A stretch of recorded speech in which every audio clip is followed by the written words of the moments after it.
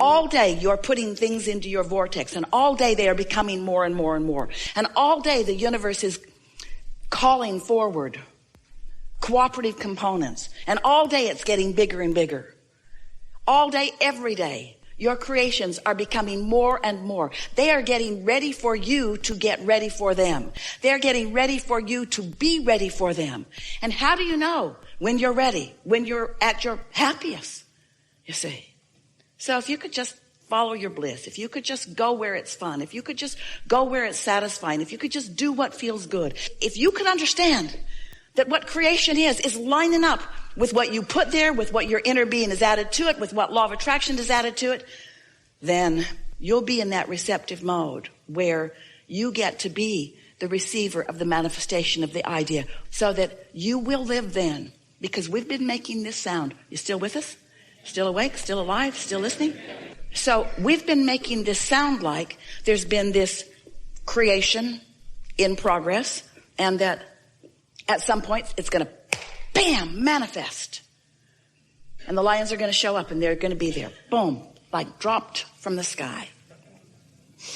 But it isn't like that. It's manifest, manifest, manifest, manifest, manifest, manifest, manifest, manifest. You sort of get what we're talking about?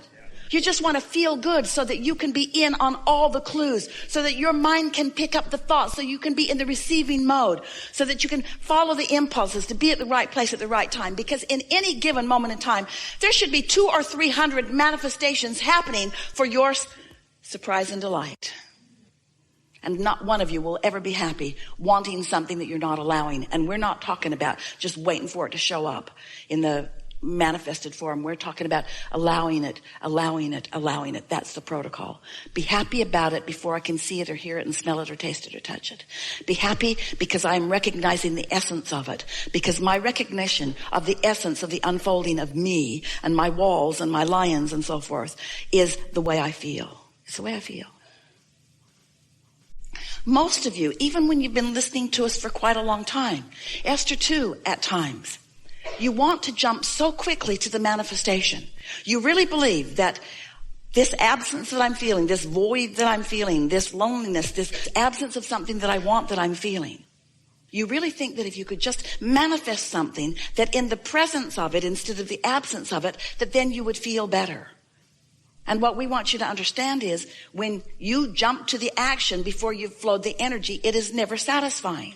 It is never satisfying. And that's why it's just maybe this thing, maybe if I just get this thing, or maybe if I just get this thing. And that's why we want you to have the fun of that sweet spot of energy flowing, of tuning the energy, of refining the energy, of syncing up with the way your inner being is looking at the energy. And so these are the components of perfect creation. You've asked for it. You've asked for it, and therefore it is. It's evolving and expanding, as are you. And therefore it is becoming more and more and more and more and more. And so when you are willing to allow your vortex, which is full of all of the components of everything that you want, when you are willing to allow the gestation of that vortex, this is the part that you must play, and you are willing to stay in sync often enough with that vortex that the manifestation, the clues are unfolding in your mind, so that when it manifests, it is the next logical step. Still, the satisfaction factor will be so huge. Now, stay with us. This is a long story, we know, but it's full of everything that you ever want to know about everything. So just hang in here with us just for a little bit. So, in the past, we've talked about when something manifests and it doesn't please you. Why did I get something that I don't really want? I thought I wanted. What's buyer's remorse about? What's buyer's remorse about? Well, buyer's remorse is about jumping in before you flowed the energy so that you don't recognize where you're going with it. Where if you care not about the manifestation, but you care about how you're feeling as you're visualizing, how you feel as you're imagining, how you feel as you are anticipating, then the energy is all lined up just right for you. And then when it manifests, it will be extremely satisfying. So this is the other piece that we want to stick in here. Not just the satisfaction factor, But if you've been listening to us for a while, and we know you have, many of you, we've been talking about things that surprise and delight you. And sometimes you wonder, well, if I'm the creator of my own reality, then how could anything ever surprise me? I can see how it might delight me, but how could it ever surprise me? As in the case of the lions, Esther knew. She knew they were coming. She saw pictures of them. She knew the quality of the work that these men were delivering. She knew, for the most part, what she was getting, but she had no idea how big and wonderful they were. They surprised and delighted her beyond her ability to comprehend before they manifested. So the reason that you, dear hearts, are addicted to manifestations is because the manifestation isn't just something that's there. It's something that you have created, and in it is all that you are. It's all the thoughts that you've thought about it. Esther was looking at some artwork that a wonderful woman had painted one day, and she said, Doris, how long did it take you to paint that? And Doris said 72 years, because that was her current age.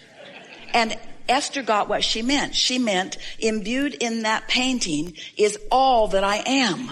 All that I am. I've thought it forward into this. And so then Esther began looking around at different things in her life experience, realizing how much satisfaction is in so many of them.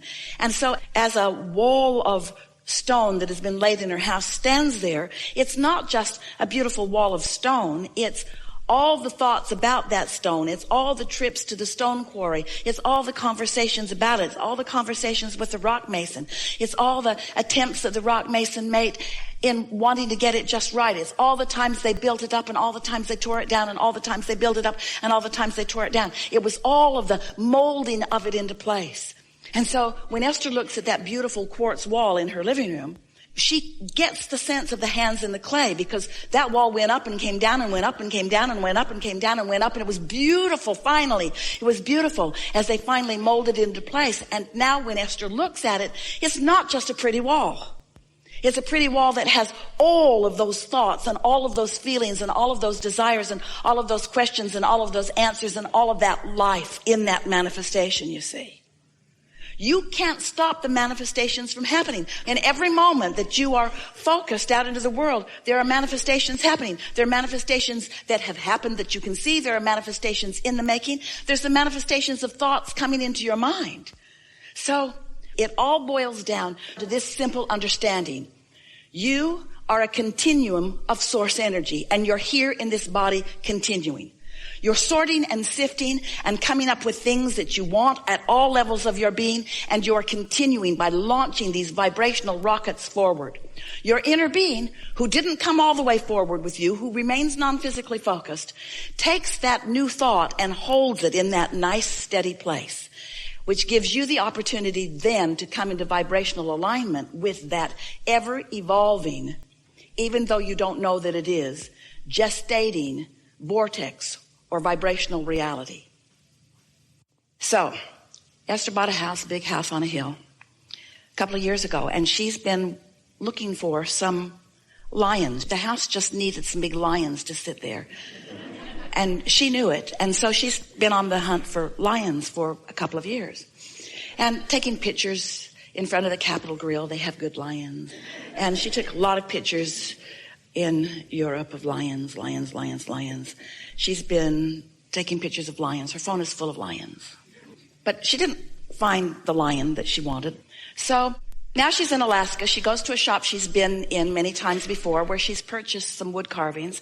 And the people there know her, and especially this one man. He really looks forward to seeing her because she always buys a lot. And he wants to know what she wants. And she says, there isn't anything that I see here that I want, but I'll tell you what I'm looking for. I'm looking for some lions.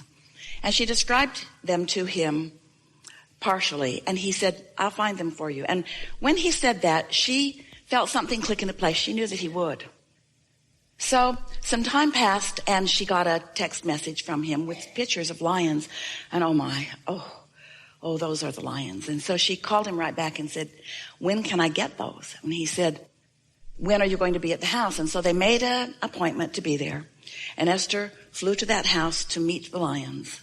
And when he delivered them, there were 3 big trucks, because in Alaska they sell things all year long and then they deliver for a few months. And so they came directly to Esther, 3 big trucks full of magnificent things, including her lions, and 8 strong men to unload these heavy bronze pieces. And when they took them off the truck, Esther thought she was going to lose her mind. They were so beautiful. And then she felt a little bad, because no one should be this happy about a material object. I should be working on world peace and the election. And so she did everything she could to contain her joy so that she didn't look foolish jumping around as they were setting these lions right where they were meant to be. And then he said, come look at what else is on the truck. And Esther said, I'm good. He says, no, come and look. So Esther went down the hill and looked at the truck, and he said, want an eagle? No, thanks. How about a dolphin? No, thanks. And so Esther said, well, where are you off to now? And they said, well, we're on a 30-state delivery. And next we're going to Texas. And Esther said, I live in Texas. Where are you going? And they said, Fredericksburg. And Esther said, you're going to go right past my place there. Stop and say hello. And they said, and we'll bring you dolphins. And Esther said, no. If you bring me something that wants to be in Texas, please. Like a horse. So in a very short time, like less than 2 weeks, she gets a call. They're in her driveway, and they have a horse. So Esther goes out and looks in the truck. Now there are only 4 men, plus her yard men, and they nearly die trying to get this horse off the truck. It weighs so much. It's a big stallion. It's standing on its hind legs with its front legs in the air, and it is magnificent, and Esther doesn't like it hardly at all. She's not feeling it. But she could not imagine them putting it back on the truck. So she bought it. So now they drive away, and Esther is thinking, wow, that was interesting. Because in terms of manifestation, it was almost an identical scenario. Same men, same trucks, big brass things, heavy, placed. And in one case, I was over the moon about it. And in the other case, I'm going to have to get to like that horse, because it's ostentatious, it's gilded, it's got gold hoofs. It doesn't exactly look like it was just standing out in the pasture. It looks like it came in on a rainbow. So now Esther is really thinking about this, which is what life is so good to help you to do it. So Esther's wanting to know, Abraham, why did the lions feel like that? And why did the horse feel like that? And we said, it's all about momentum. Esther had had the delightful experience for a couple of years, and we're not talking about a time factor, but for the time preceding the actual manifestation of those lions, Esther had only had soft, easy, expectant energy flowing. So, and this is the part we want you to hear, the manifestation was the natural consequence of that energy flowing. Stay with us. This is the most important thing you're ever going to hear. With the horse, Esther just jumped right to the manifestation with no energy flowing before. She hadn't flowed any energy. The only reason she bought it is because they wanted her to buy it. And there is some energy flowing in that, but not very much. And so we're talking about the satisfaction factor. We're talking about what happiness really is. What happiness really is you in sync with the laws of the universe and the energy of the universe, letting it flow toward you through your natural processes of unfolding.